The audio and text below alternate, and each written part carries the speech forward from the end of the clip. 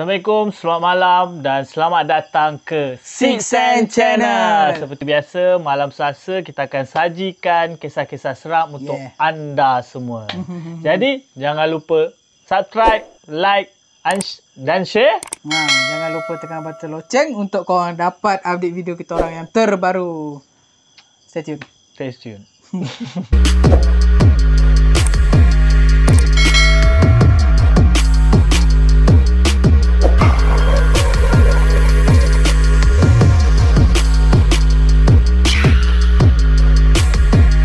Okay guys, malam ni kita orang nak kongsikan kisah seram bertajuk apa? Kisah seram tanah perkuburan. Kisah seram tanah perkuburan. Jadi seperti biasa, hari ni aku nak kongsikan korang. Hari ni aku cerita lah yang pertama hari ni. Kali ni aku cerita. Betul tak aku cakap? Betul. Betul. Okey, aku yang nak cerita kali ni. So kisah dia kisah pertama lah. Kisah pertama berlaku kepada seorang brother ni lah. So aku yang cerita ni disampai-sampaikan lah berlaku. So ada seorang brother ni dia kerja di kedai makan lah kan. Tapi tak tahulah dekat negeri mana ke apa ke, tak tahu. Dia tak bagi tahulah. Kita tak nak bagi siapa-siapa takut lah benda tu kan. Jadi brother ni dia selalu dia akan balik dalam sebelum pukul 10 lah. So sebab mak dia pesan, sebab mak risau tak bagi dia balik lewat lah kan. Mungkin anak mak lah kan. Sama lah kan. Okay. So mak cakap jangan balik pukul 10 lebih kan.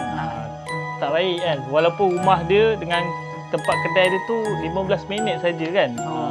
Tak jauh lah kan. Tapi mak dia pesan jangan. Tapi brother ni pun dia rasa macam dia nak cek dulu lebih lah. Jadi dia stay dah lama kan dekat tempat kerja. Jadi dia dah kerja dah sampai pukul 11 lebih lah. 11 lebih dia pun on the way nak balik ke rumah. Jadi semasa perjalanan balik ke rumah tu dia terberhenti sekejap lah. Sebab dia ada terperasan satu rombongan berpakaian baju putih tengah bawa sebuah keranda lah. Tengah bawa sebuah keranda, tengah on the way ke kubur lah. Jadi dia pun berhentilah kejap, tengoklah kan kumpulan-kumpulan tu nak pergi ke kubur tu. Sambil tunggu tu, sambil tu dia sokok lah dulu kan. Sokok sambil lepak dia sokok kan. Tengok lah ramai ni orang tengah malam kan. Dia macam mula-mula dia pelik bagi aku yalah kan, mungkin dia nak segerakan proses pengubumian kan. Jadi dia pun brother ni pun tengah lepak tengok dia orang tengah jalan dekat perkuburan tu. Tapi terdetik hati dia tu rasa macam nak join sekali lah. Dia pun aku rasa nak join lah kan. Tengok semua ramai, mungkin orang yang meninggal ni mungkin orang-orang yang baik lah. Dia pun fikir macam tu lah. Jadi buat keputusan dia pun pergilah masuk perkuburan tu kan. Pergi dekat perkuburan tu, dia pun dah sampai ke tempat dia nak berkubur tu. Tapi dia tak duduk jauh lah. Dia tak duduk jauh. Dia duduk dekat dalam 1 meter daripada kumpulan tu kan. Kadang dia pasti pelik. Dia pelik jugalah tengok semua sama pakaian dia kan. Baju putih, perempuan pun pakai baju putih kan. Jadi pun tak apalah, dia pun duduk dekat tepi kan, kat belakang dia orang tu kan. Jadi imam pun bacalah talqin kan, talqin untuk arwah kan. Dia pun dengar dengan tekun lah sebab memang menghayati lah kan. Imam tu baca kan.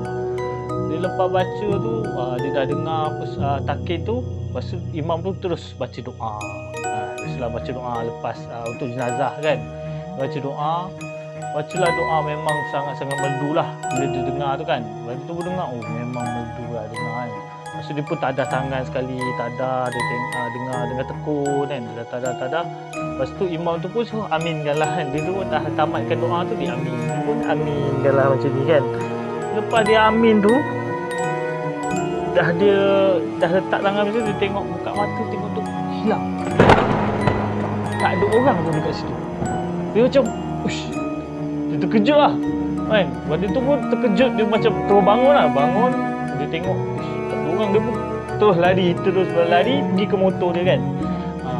Terus lari ke motor dia, terus start enjin motor, terus balik ke rumah.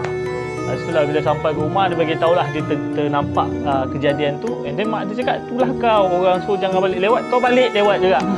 Itulah jadi dia kan.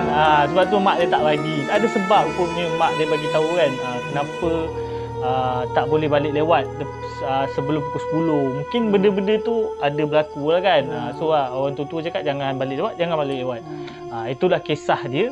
Itu kisah pertama lah. Kejadian yang berlaku tu lah untuk seorang berada yang balik lewat lalu dekat depan kubur. Ni kisah kedua pula aku nak kongsi kat korang. Kisah ni pun disampai-sampaikan dekat aku. Kisah dia diceritakan oleh kejadian tu jadi kepada seorang peniaga ayam golek lah. Ayam golek. Jadi setahu aku dia dekat negeri Kedah lah. Dekat negeri Kedah, tapi tak tahulah dekat mana kedai golek ayam golek dia tu kan. Jadi dia ni berniaga, selalu dia berniaga Isnin, Selasa, Rabu, Jumaat, Sabtu, Ahad. So hari Khamis dia akan tutup. Jadi bila dah tutup tu, hari tu tiba-tiba terdetik hati dia lah. Aku nak buka lah pada hari Khamis tu kan. Dia rasa dia terdetik hati lah buka hari Khamis tu. Jadi dia pun buka lah pada hari Khamis tu kan. Try lah buka. Sebab apa? Hari biasa yang dia buka tu memang ramai yang datang lah kat kedai dia tu kan. Sampai ayam selalu habis. Selalu sampai orang order pun tak sampai orang tak dapat lah nak order kan. Jadi sebab tu dia buka hari Khamis tu lah. Nak try kan, mana tahu kan ada ke orang kan nak beli hari Khamis tu kan. Tengok-tengok tak ada. Dia buka daripada pukul 6 petang sampailah. Selalu dia akan tutup pukul 10. Tutup pukul 10. Tapi tak ada orang juga kan. Hari tu tak ada orang juga. Jadi dia macam pelik lah. Kenapa tak ada orang? Bagi aku mungkin lah dia tutup hari Khamis kot kan. Mestilah orang tak datang, orang dah tahu dia cuti. Fikir balik kan. Mungkinlah kesilapan kat situ lah kan. Jadi pun dia pun cakap, dia lah dah ayam dah bakar kan. Dia dah golekkan ayam kan. Rasa macam rugi, dia pun cakap okeylah aku nak tunggulah sampai pukul 12 dia kata tu kan. Lepas tu dia tunggu sampai pukul 12 pun tak ada orang juga kan. Orang pun tak datang juga.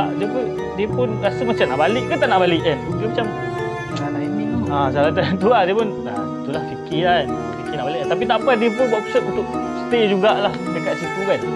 Dia stay juga. Tiba nak dekat pukul 1 tu ada seorang wanita datang kan. So dia macam, ush, ada orang nak beli kan. Semangatlah kan. Ini ada juga rezeki aku kan. Rezeki aku ada juga orang nak datang beli kan. Jadi pun dia pun cakap lah dengan perempuan tu. Sebab dia tengok perempuan tu macam biasa lah kan. Dia macam tak ada rasa curiga atau apa. So perempuan tu pun cakap, bang, saya nak 10 ekor ayam. Lepas tu, ush, dia pun okey lah. Aku pun dah golek ayam pun dah 5 kan. So tambah lagi dah 5. Cakap okey, tunggu kejap cik lah. Dia pun tunggulah.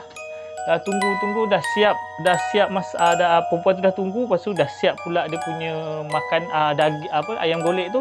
Dia pun cakap dengan perempuan tu, cik, ayam dah siap. Jadi ada 10 ni.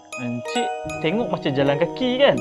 Boleh ke bawa 10 ekor ayam golek ni? Lepas tu dia kata, cik tolong bawa lah 5, saya 5. So perempuan tu pun bawa 5. Toki kedai tu pun bawa 5 ayam golek tu kan. Lepas tu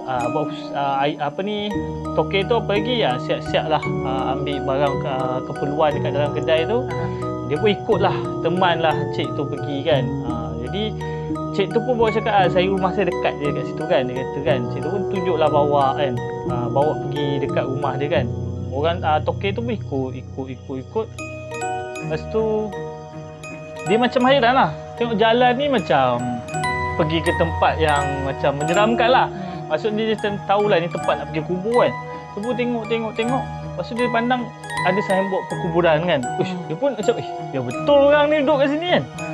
Lepas tu mungkin dia tinggal dekat-dekat dengan kubur tu lah. Lepas tu bila dia tengok balik perempuan tu hilang. Lepas tu toki tu rasa macam, mana perempuan tu pergi kan? Dia dah gelabah kan. Lepas tu tiba-tiba dia terdengar bunyi orang tengah mengilai ataupun tengah ketawa lah. Macam tu kan. Lepas tu dia perempuan tu pun cakap, bang, saya kat atas pokok ni. Saya lama sangat tunggu abang. Saya makan dulu. Dia kata macam tu. Lepas tu dia pun pandang atas, tengok. Tengah nampak perempuan tu mata merah tengah sambil makan. Apa lagi? Dia terus lari lah. Lari lah. Dia lari lah. Lari. Dia tinggalkan ayam 5 ekor tu. Lepas tu kedai pun dia tak tutup. Dia biarkan kedai macam tu kan. Seminggu terus dia cuti. Tak berniaga. Dia demam. So itulah kisah seram yang aku nak kongsi kat korang. 2 kisah seram yang aku nak kongsikan pasal kisah seram di perkuburan lah. Itu saja dan seterusnya kepada Syafiq pula. Takut je. So hati-hatilah waktu dia lewat malam. Tengah makan siap. Atas bang, atas. Boleh siap cakap bagi kan. Tengah makan ni bang kan. Kalau korang tengah dalam mood tak seram, korang rasa benda tu kelakar. Tapi kalau orang yang lalui situasi yang seram, korang akan tahulah macam mana benda tu kan. So cerita, Abi dah cerita yang pertama, kedua, so aku cerita yang ketiga. Kisah seram yang ketiga. So kisah seram hari ni seperti tajuk kita, so tanah perkuburan jugalah kisah seram dia yang berlaku ni. So kisah yang aku dapat ni pun hanya sampai-sampaian. So aku tak tahu benar ataupun rekaan tu, tak tahu. So kita ambil mana yang baik, kita ambil mana yang buruk tu kita buat, okey? So kisah pertama ni diceritakan yang aku bagi nama dia Sofia. Lepas tu adik dia Nadia. Okey, Nadia lah senang cerita aku bagi nama apa kan. So satu family ni dia 2 orang adik-beradik. Waktu tu ada cuti sekolah. Dia orang plan lah macam nak melawat adik ipar mak dia. So adik mak dia punya isteri. Okay. So adik mak dia ni dah pun meninggal dunia lah. So dia orang plan nak pergi melawat. So dia orang pun macam biasa balik kampung. Terus balik kampung kan. Lepas tu bila sampai dekat rumah adik ipar mak dia ni, ataupun kategori makcik lah senang cerita. Makcik dia ni so biasa relax kan. So benda ni berlaku, orang kata apa, kalau kita balik kampung ada kisah seram yang berlaku dekat rumah, tapi yang ni kisah kat kuburan. Dekat rumah tak ada apa. So dia orang plan nak pergi melawat kubur ni waktu hari terakhir lah. Hari terakhir dalam cutian tu kan. So hari terakhir ni dia orang plan, dia orang nak siap-siap bawa makcik dia orang pergi ke kubur tu, lawat kubur arwah. Lepas tu hantar balik makcik dia. Lepas tu dia orang tak ada singgah rumah, terus balik lah. Kira macam drop off je lah kan. So bila dia orang dah plan macam tu, pergi kan dekat dalam perkuburan ni. Tapi dalam perkuburan ni tak sama macam ada sekampung, ada sebandar kot kan. Sebab ada kampung yang tanah perkuburan dia dekat tempat orang lalang. Kat bandar lagi lah kan. Cantik dia susun. Tapi ni tanah perkuburan macam kawasan kebun. Memang macam kampung-kampung zaman dulu lah nak cerita. Kebun. So dia macam tak ramai orang lalu kan. Sorok kan tempat dia. So bila nak pergi tu, dah sampai je dah naik lah. Orang kata apa, si Sofia dengan Nadia ni dia orang punya bulu tengkuk kan, meremang kan. Meremang. Lepas tu sebab korang dikatakan dengan lalang banyak kan dekat pintu-pintu tu, tak macam tak dibersihkan. Dia orang okeylah, siapa masuk je berdekatan dengan kubur arwah ni, dia ada satu pokok renek lah, pokok rendang kan, renek. Lepas tu berdekatan dengan pokok renek tu pula ada wakaf. Tapi dia orang tak duduk kat wakaf lah, dia orang duduk dekat pokok renek tu sebab betul-betul dekat dengan kubur arwah. So mulalah makcik dia buka surah Yasin kan, buka buku Yasin tu. Mak dia bersama, ayah dia bersama baca Yasin. Lepas tu bila dia orang dah start baca Yasin tu, bila dia orang start ayat pertama, dalam pertengahan tu Sofia ni dia macam rasa sesuatu dekat depan dia. Maksudnya kubur tu depan ada jarak dia. Tak diceritakan dengan detail berapa jarak dia. Ada semak-semak yang setinggi orang dewasa lah. Tinggi jugalah semak-semak tu kan. Masa dia tengah baca Yasin tu, dalam semak tu seperti macam ada haiwan. yang tengah lalu kat situ lah. lalu. Tapi kalau haiwan, dia tahu ada manusia. Senang cerita lah, kalau babi babi mesti dia lari sekejap je, dia macam tinjau, betul dia belah. Selalu babi macam tu lah. Tapi pelik, dia macam lagi sana, dia jalan kat sini, tapi tak keluar-keluar daripada semak tu. Tapi memang bergoncang-goncang tu macam ada orang lah, memang macam nak menakutkan kita kan. So tak apa, dia orang si Sofia ni pun pandang adik dia pun pandang dia, macam sekarang baca. Lepas tu gangguan tu makin lama makin ekstrim lah. Diorang pergi ni waktu petang tau. So janganlah expect benda tu akan muncul ke. Aku rasa petang tak susah nak nampak. Susah lah kan, sebab benda tu makhluk halus, dia tak ada jasad, susah nak nampak. So dia main benda macam tu je lah. Diorang pergi petang tu, ekstrim yang dikatakan, masa diorang tengah baca Yasin tu, dekat wakaf tu, dia bumbung dia tu zig. Macam ada orang baling batu, bukan batu, pasir, macam bunyi hujan jadi. Macam tu kan. Bila dia bunyi macam tu, mak ayah dia pula pandang sama sendiri. Lepas tu dia pandang anak dia. Tapi tak, masih lagi macam layan, sia-sia lagi, teruskan. Kita nak sedekah ke arwah, gitu kan. Teruskan. Baca Yasin. Tapi yang peliknya, makcik dia ni macam tak ada apa-apa berlaku tau. Tak nampak apa-apa, tak dengar apa-apa, macam fokus je, macam baca macam tu kan. Dah orang kata mungkin dia tak ada nak fikir benda lain kot, sedih suami meninggal kan. Tapi yang dua orang ni yang diganggu lah. Lepas tu lepas batu tu 2-3 kali dibaling, satu kejadian lagi, dia macam dengar bunyi satu tapak kaki yang tengah berjalan dekat belakang Sofia dengan Nadia ni. Lepas tu dia macam lagi pelik, benda tu betul-betul macam dekat belakang dia tau. Dia macam bila dia tengah baca Yasin tu, macam ada satu nafas yang macam orang tengah bernafas dekat belakang dia, macam macam tu. Macam bunyi orang bernafas lah, cerita kan. Macam orang hembuskan nafas kan. Tapi dia pandang adik dia pandang dia. So maksudnya bukan dia seorang je yang sedar benda tu lah. So adik dia pun tak rasa benda tu. Tapi dia orang tak pandang. Seperti biasa dia orang teruskan baca lah. Bila dia orang dah start baca doa, lagi ekstrim, masih lagi. Yang walaupun dah ada benda, dia macam ada benda kat belakang dia tu, dekat semak depan dia tu, still lagi goyang-goyang. Lagi kuat. Kata. Lagi dia macam sana ke sini ke sana ke sini. Dia tak tentu arah lah. Mungkin panas tu. Mungkin lah kan.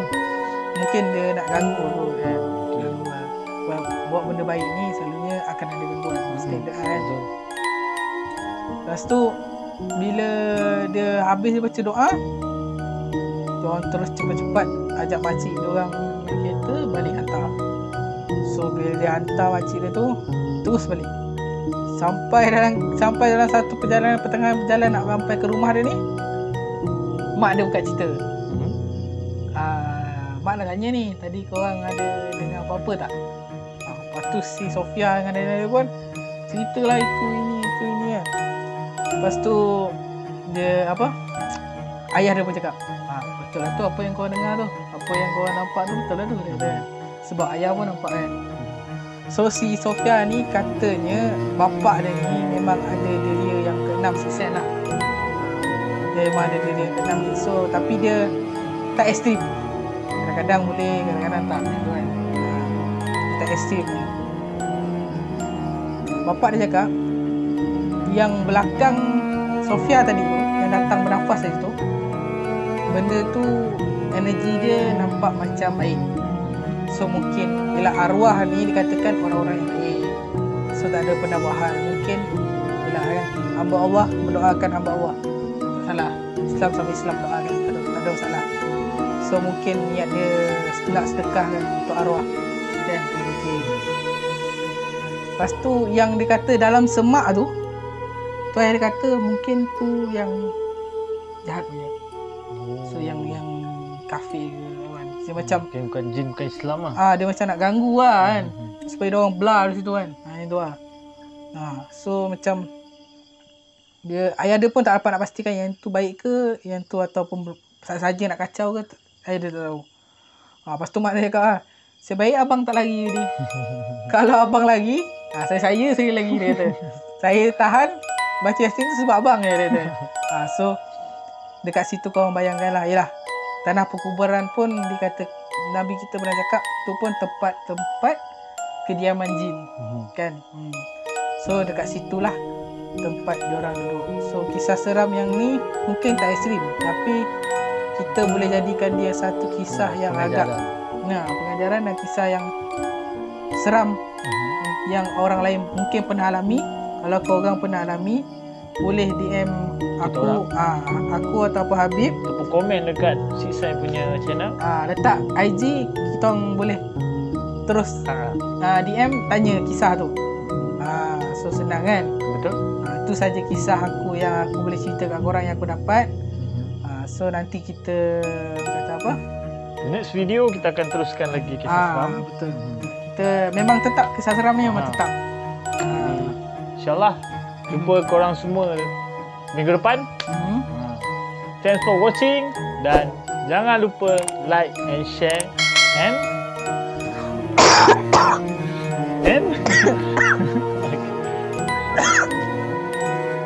aku tak apa nasihat, sakit tekak.